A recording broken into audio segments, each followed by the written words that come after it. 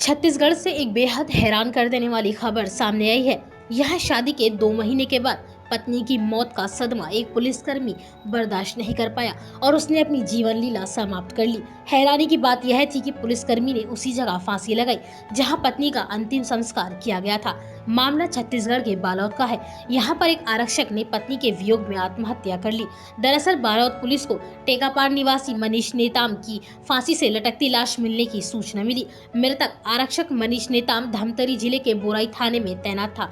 2 महीने पहले ही उसकी शादी हुई थी। 17 दिन पहले घर में लगे टाइल्स से फिसलकर उसकी पत्नी हेमलता की मौत हो गई थी। 2 महीने पहले शादी के बंधन में बंधे यह दोनों पति पत्नी एक दूसरे को बेइंतहा प्यार करते थे। पत्नी की मौत के बाद से ही आरक्षक मनीष गमगीन रहता था।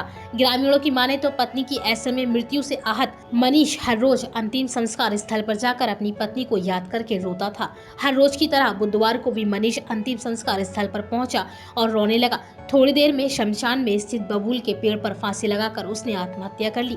आत्महत्या से पहले उसने व्हाट्सएप पर सुसाइड नोट अपने भाई को भेजा। सुसाइड नोट में मनीष ने लिखा कि केवल 2 महीने ही हुए थे हमारी शादी को, मैं लता को भूल नहीं पा रहा हूँ। इतनी मेहनत से सभी घर के लोग मिलकर नए घर को बनाए थे और जल्द ही शादी भी की। लगभग सभी चीजें ठीक चल रही थी, फिर पता नहीं भगवान को क्या मंजूर था, इसलिए अब इस घर में रहने का बिल्कुल भी मन नहीं करता है।